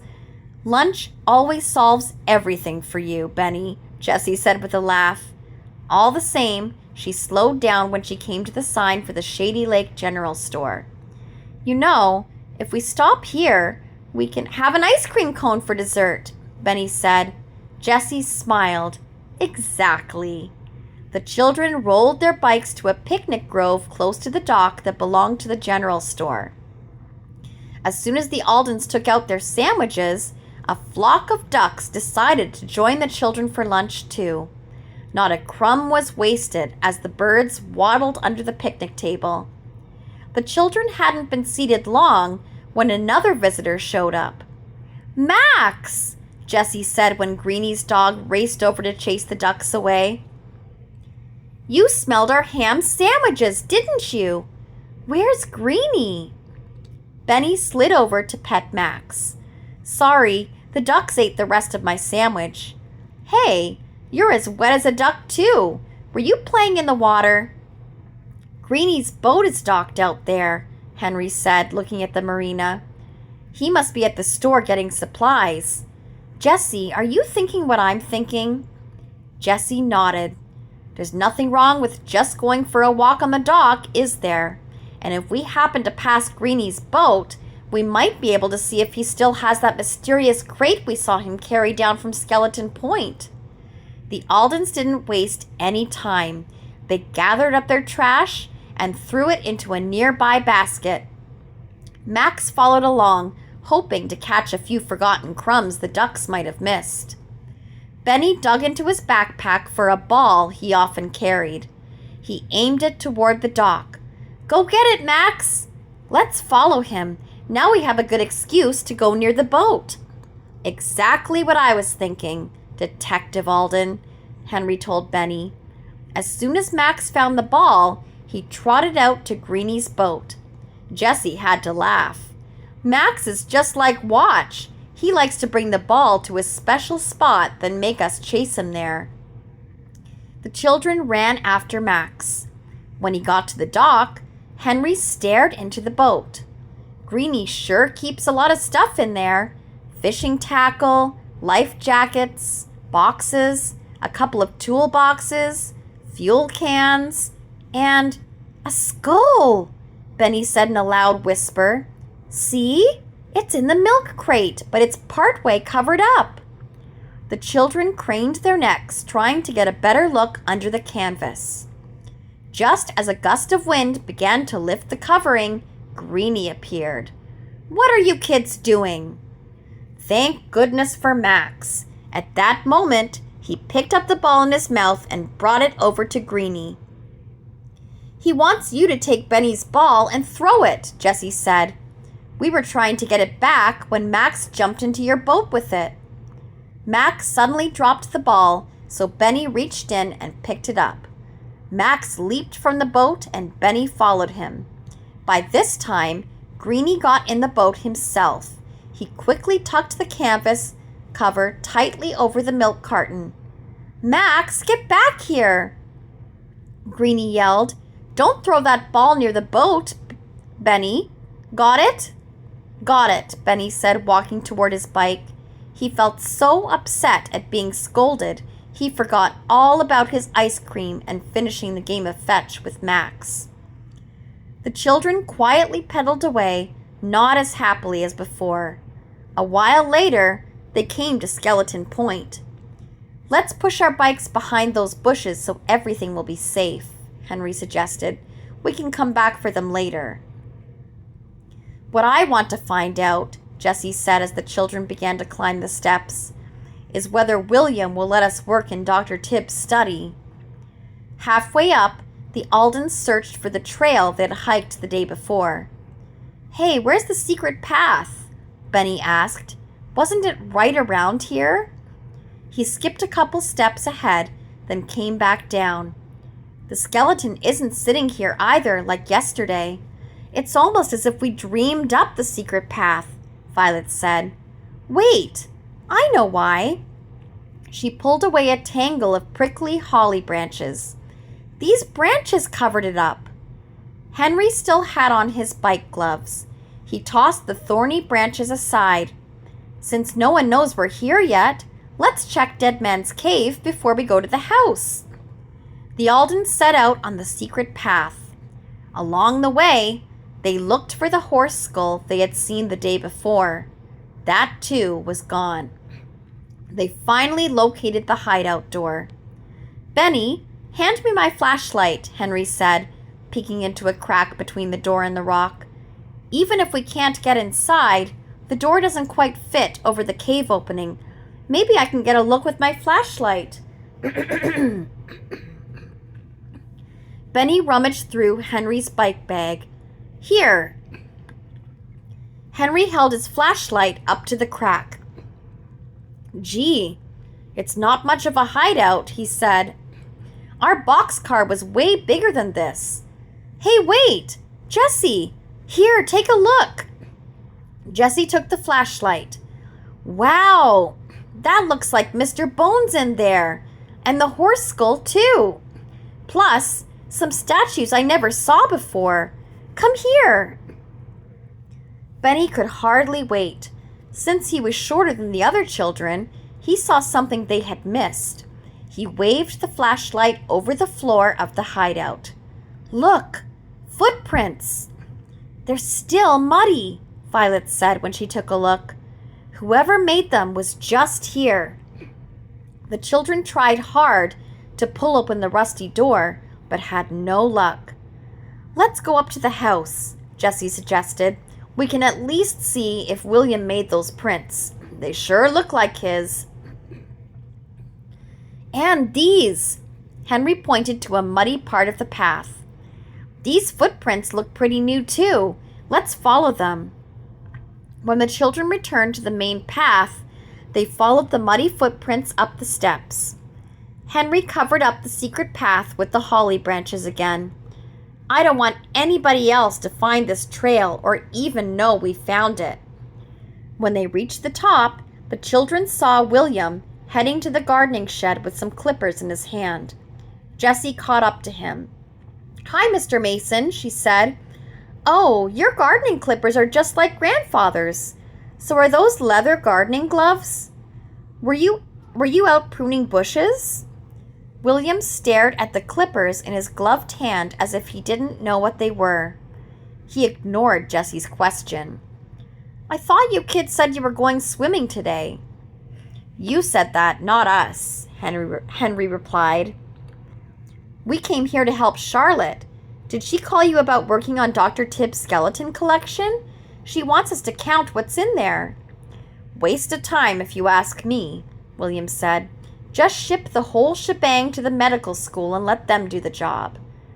Violet had something important to tell Mr. Mason. Charlotte is putting Greenie Owen in charge of the skeletons before she sends them to the medical school. Greenie Owen? William Mason said. I chased him off here just this morning when I found him wandering around in the house as if he owned it. Violet had to defend Greenie. He just wants to protect Dr. Tibbs' skeleton collection. He thinks someone may have taken some of them recently. William looked at Violet for a long time. What do you mean, someone took the skeletons? There's such a jumble of bones in there. Who would even know if any of them were missing? Greenie would, Benny blurted out. And we saw skeletons in the woods, and so did Grandfather and Charlotte. William laughed. Well, everybody knows about the walking skeleton, he told the Aldens. Maybe you should tell Charlotte to stay put in her nice little cottage where she won't be scared by skeletons roaming the woods. Charlotte isn't scared of skeletons, walking or not, Jessie said. She's going to fix up Skeleton Point no matter what. William walked up the broken steps of the reflecting pool. Well, you can't say she wasn't warned ahead of time. Jessie checked her watch. We'd like to go into Dr. Tibbs' study and do what Charlotte asked us to do. William didn't look too pleased about this, but he nodded anyway. Suit yourself. If that's what Charlotte wants, feel free. But the door to Dr. Tibbs' study wasn't open. Henry pushed the door with his shoulder. Maybe it stuck the way it was the other day. When the door didn't budge, he pushed it with his whole body. Still, it didn't open. Know what? There's a lock on it. A new one, he said. That's why I can't get it open. Hilda arrived just as the Aldens were heading out to find William. Jessie went up to her. Hi again. Would you happen to have the key to the study? It's locked. Charlotte wants us to get started organizing the skeleton collection. Hilda looked puzzled. Locked? Why would anyone lock up those dusty old things? None of the locks inside the house work anyway. Just push the door hard. We already did, Henry said. This lock is new. Did the locksmith finally come?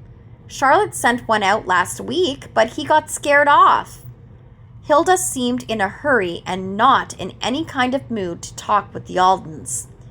Well, since you can't get in there, you won't be able to do whatever job Charlotte suggested. Perhaps you should head home until you hear from her again." The children looked at one another. Why was this woman always trying to make them go away? Jessie surprised her brothers and sisters by agreeing. "Sure, I guess we will go. See you tomorrow." When the children got outside, Benny was confused. "Why are we going home? Can't we ask her about my photos?" Jessie put her arm on Benny's shoulder. "We're only going to pretend to leave. We'll sneak to the other side of the house and see what the two of them are up to." When the children came outside, they waved at William. "See you tomorrow," Henry called out loudly. Then, in a whisper, he said, "And probably a whole lot sooner." Soon the children were hiking through the woods again. As they circled back, they came up with a plan. "We have to somehow get upstairs without anyone seeing us," Henry said. "That way, we'll get a better view around the property. And in old houses, the sound sometimes travels through the heating vents. We might be able to hear what Hilda and William are up to. They seem to spend all their time either outside or downstairs." The children hid behind some trees not far from the back of the house. A large clearing stood between the house and the woods. Somehow, they were going to have to race through the clearing without being seen. Jessie took the binoculars to check around the property. "Hilda's out talking with William near the reflecting pool." "Okay, now, one by one, we have to scoot into the open and go through the back door. Who wants to go first?" Benny volunteered. "Say when," he whispered to Jessie. "Now," Jessie said. "They're facing away from the house. You go too, Violet. See that room in the tower? We'll meet you up there. If you hear anyone coming, hide behind the furniture. If you get caught, just say you came back to look for Benny's camera."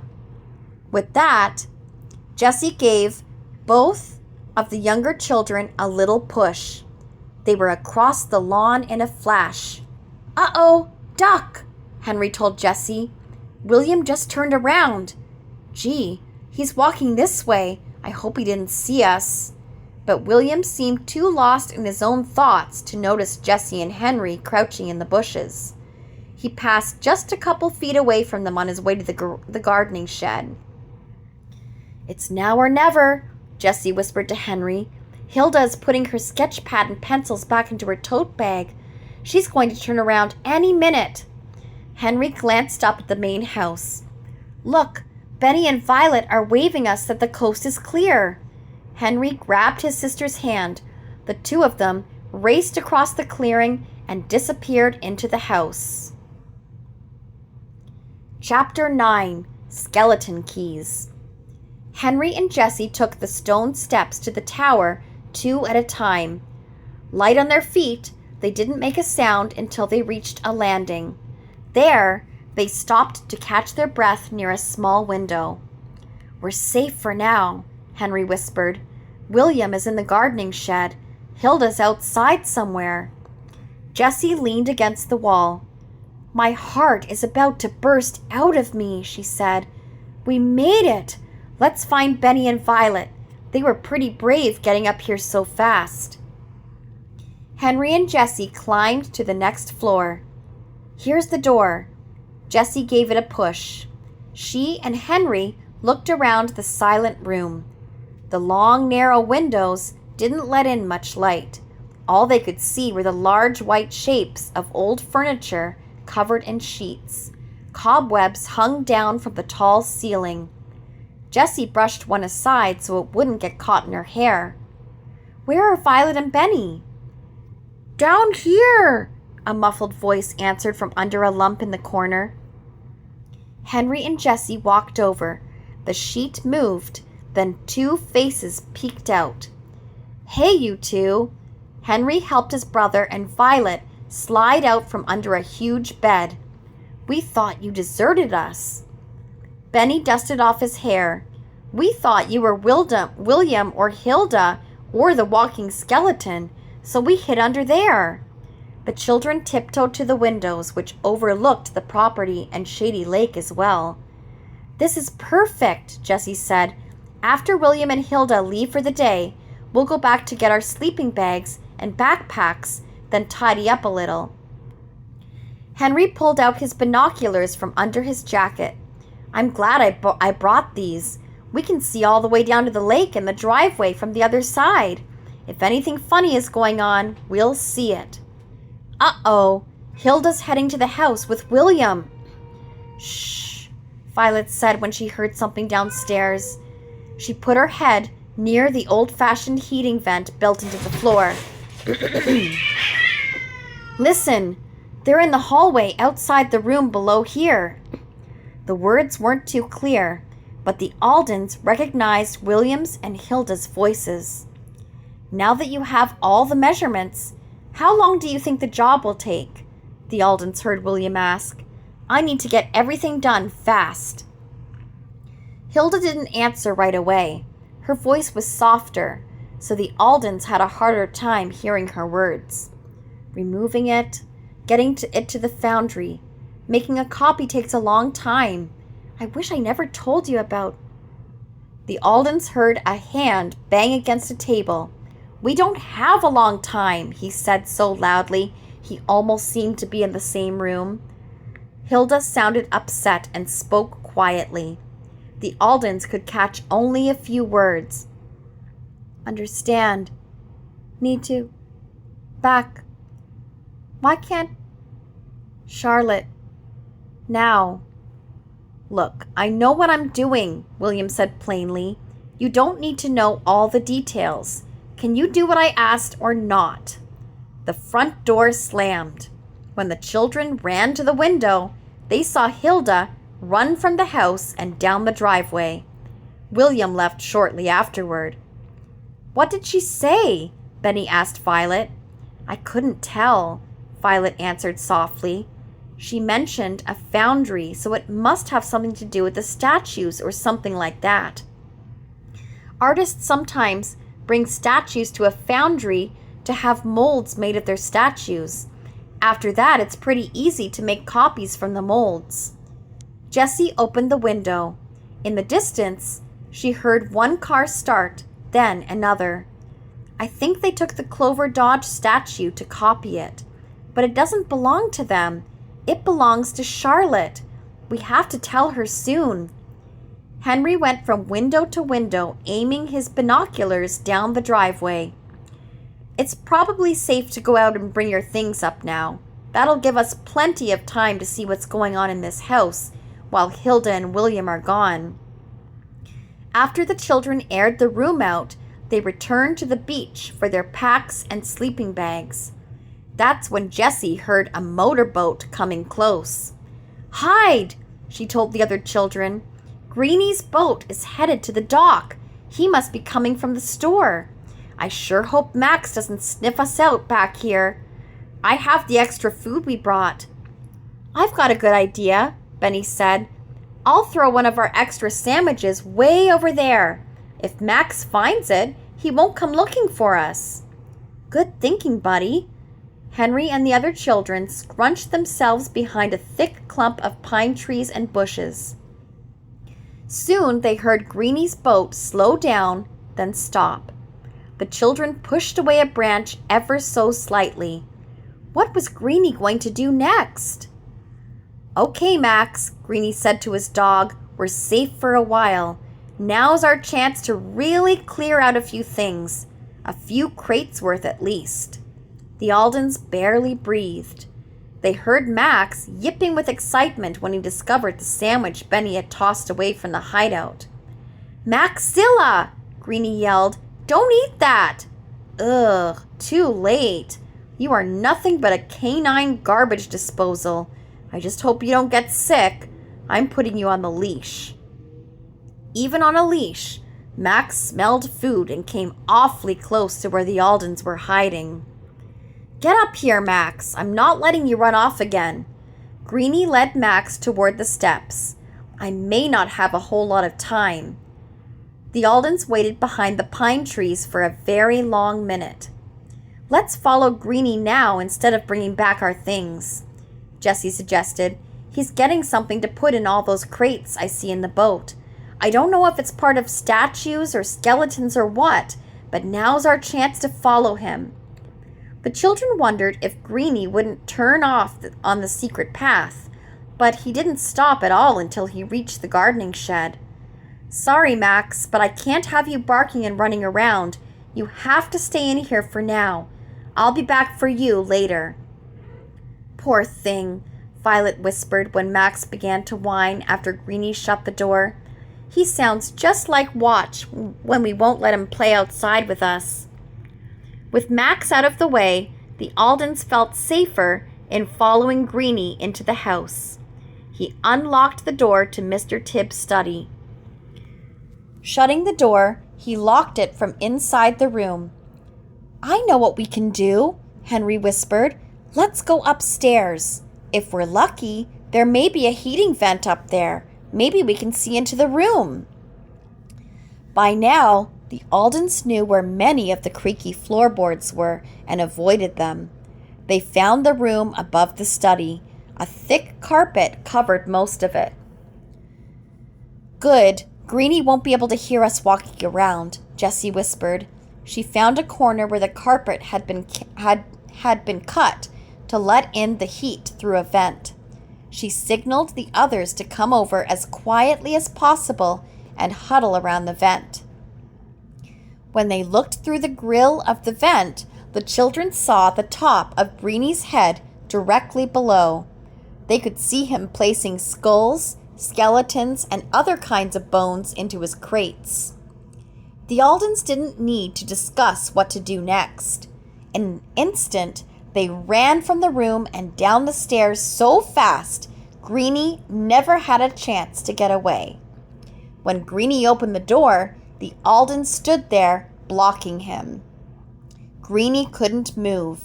In his arms was a milk crate piled with skeleton bones. "I'm not even going to lie about what I'm doing," he told the Aldens. "Good," Jessie said. "Then maybe you'd better explain what you're doing and why. We already saw one skull in your boat. Where are you going with the rest of them?" Greenie stared at the children for a long time. "Okay, I might as well tell you the truth. You and your relatives can decide what to do about it. I noticed that after Charlotte hired Mason and that woman—" Henry had something to say. "Wait a minute. Charlotte didn't hire Mr. Mason. He volunteered." Greenie said. "Well, maybe Charlotte should have wondered why an architect would volunteer to do something for free. Not that I have any idea. All I care about is Dr. Tibbs' collection. Some of it has disappeared, and I'd bet anything that those two are to blame." Henry stepped closer to Greenie. "How do you know that? Right now, you're the thief, not Mr. Mason and Hilda. Even Mr. Bones was taken. He wasn't yours to take, or anybody's." Now it was Greenie's turn to look upset. "I know. That's why I'm here. After Mr. Bones disappeared along with a wild horse skull from out west, I just knew I had to move the whole collection to a safe place, my cabin. I came in here this morning and installed a lock on the door so nothing else would disappear. There are rare skeletons that Dr. Tibbs collected on his travels around the world. Now I'm taking them for safekeeping. You can tell Charlotte that too." "No," Violet said. "If you took these things, you'll need to tell Charlotte yourself. Tomorrow, when she gets back, we're going to find Mr. Bones." Greenie's mouth opened. "Where?" "We'll let you know tomorrow," Jessie answered. "Now please put those crates back and give us the keys. Both of them. We're spending the night here." Though Greenie Owen was many years older than the Aldens, he obeyed them without any more protest. He carried the crate of skeletons back to the study, pulled the door shut, and locked it. Then he dropped both keys in Jessie's waiting hand and went off to get Max. The children didn't have Mr. Bones just yet, but they had discovered that Greenie Owen was one of their thieves. Now they just had to catch the others. Chapter 10. Alive in Dead Man's Cave. After the sun went down, the Aldens turned on their flashlights. The beams cast shadows everywhere. "At least we don't have to tiptoe around," Henry said as he and his brothers and sisters explored the old house. The children stayed close together so they wouldn't waste their flashlight batteries. When they came to Dr. Tibbs' study, they hesitated at the door. "We can go in now that I have the keys," Jessie said to Violet and Benny, "but we don't have to unless you want to." Henry spotted 2 camp lanterns on a table in the hall. "Mr. Mason must have left those. Let's turn them on to brighten up this place." Henry pushed the lantern switches. There, now it looks almost like a people house, not a skeleton house. Jessie found the keys to Dr. Tibbs' study in her pocket. She unlocked the room.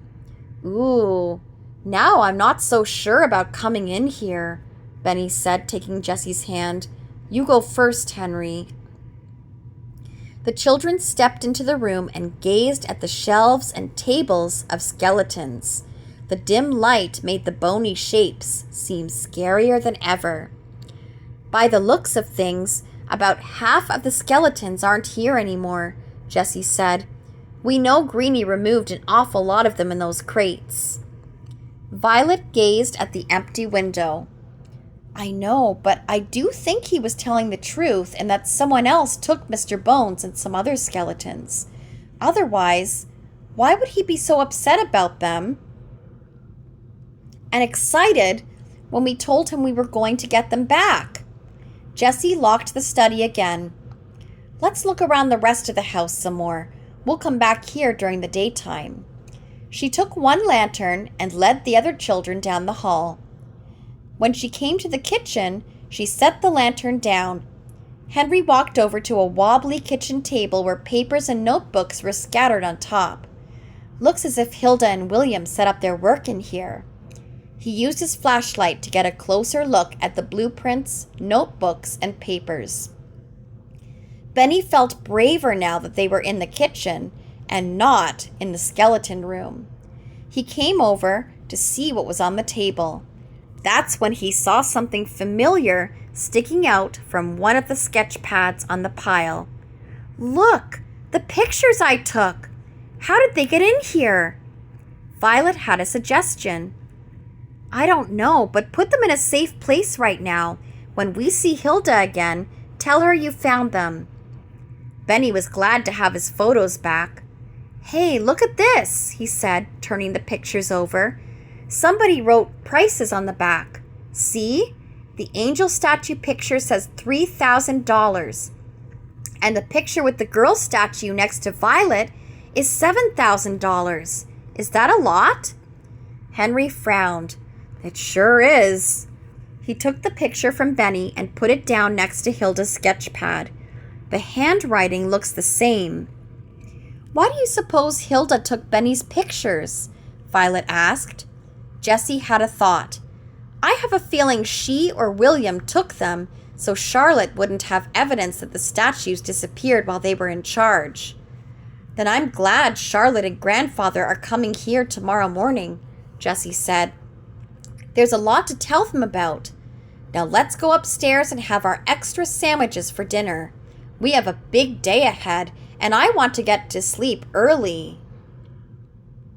The next morning, sunlight poured into the tower room, waking the Aldens one by one. They yawned and stretched and sat up in bed.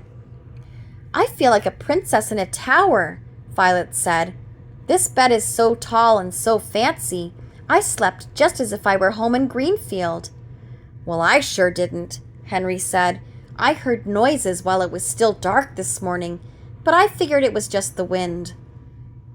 Jessie went over to the window after she heard a car. "Hey, guess who's coming up the driveway? Grandfather and Charlotte." She opened the window and waved. "We're up here." The children scrambled into their clothes and ran down the driveway. Charlotte gave everyone a big smile. "Well, you children were very brave to sleep in a house filled with skeletons and no electricity." Benny shook his head. It's just half filled with skeletons. Some of them got stolen. Grandfather looked surprised. What do you mean? We spoke with William last evening. He didn't mention anything missing. Let's go find him. He's in the house already with Hilda, I imagine. Their cars are parked below. The children went off to look around. No one's here except the rest of Dr. Tibbs' skeletons, Jessie said, but I think I know where they might be. Follow us. With the children leading the way, Grandfather and Charlotte followed the shortcut path to the gardens. Charlotte stared at the empty space where the statue of the girl had been. Her face seemed about to crumble. Jessie took her hand. Don't worry. We know where the statue is, Jessie said as she linked her arm in Charlotte's. We need to cross over the main path, then go into the woods on the other side. Shortly before the Aldens came to Dead Man's Cave, they heard William and Hilda arguing. I don't want any part of this, Hilda said. You told me you only had copies made so the old statues could be put away safely. You can't sell them or even copies of them. They're not yours. The Aldens crept along until they reached Dead Man's Cave.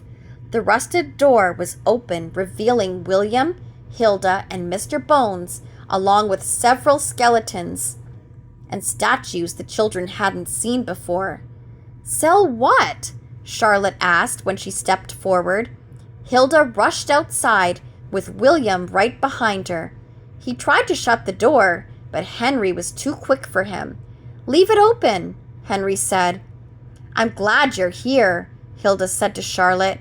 I just want you to know that I'm not part of William's scheme. Charlotte frowned anxiously. What scheme? Hilda spoke clearly. He was going to make copies of your statues and sell the originals. They were made by a famous sculptor named Clover Dodge, and they're worth a lot of money. Hilda looked embarrassed.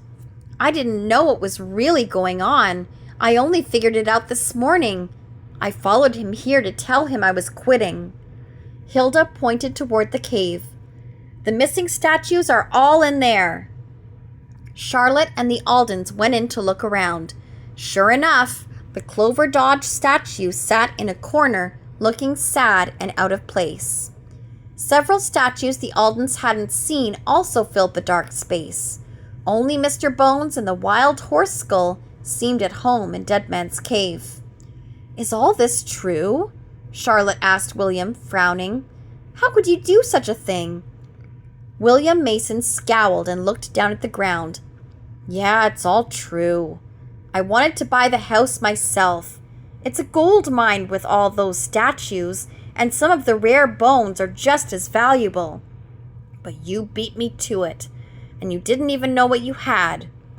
If you wanted the house yourself, why did you volunteer to help Charlotte? Asked Henry.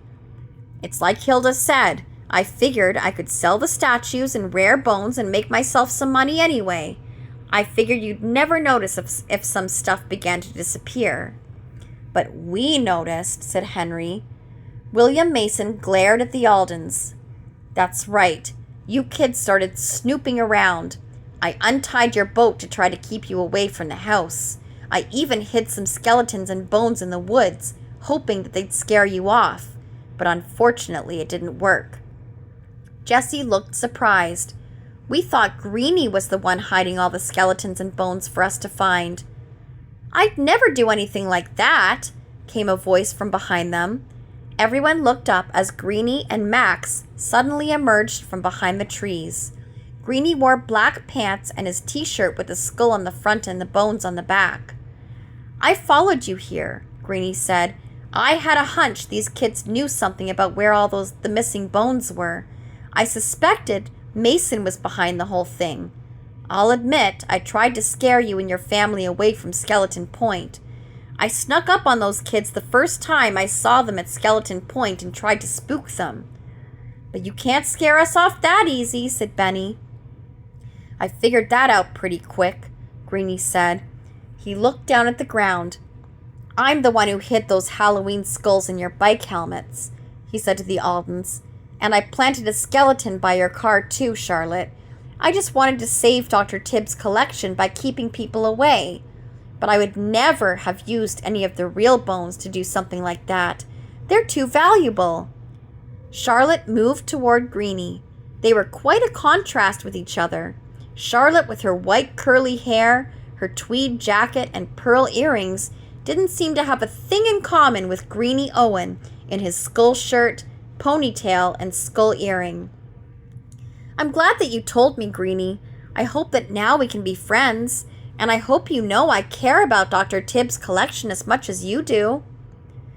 "Hey, what about Mr. Mason?" Benny asked. William Mason was slowly backing up, trying to escape from the group without anyone noticing. When Charlotte turned to look at William Mason, the smile disappeared from her face. "I don't believe we'll be needing your services anymore, Mr. Mason, and you can be sure that I'll be contacting the authorities to inform them of what you tried to do here. I don't think you'll be getting any more architecture jobs anytime soon. Now please leave the property and be thankful I'm not calling the police." William Mason opened his mouth to respond, but he couldn't think of anything to say. He spun around and hurried away into the woods. "Well, children, I guess we'll need to get all these statues and skeletons back to the house," Charlotte said in a happier voice. "Thank you so much for finding them for me. I had no idea that they were made by a well-known sculptor." She turned to Grandfather. "James, does the name Clover Dodge ring a bell with you?" she asked. Grandfather looked at his cousin Charlotte as if remembering something long ago. "Dodge? Yes, yes," Grandfather began. "I vaguely recall the name. That was the name of the original family that owned Skeleton Point, before it was Skeleton Point, that is. But I had no idea she was a sculptor as well."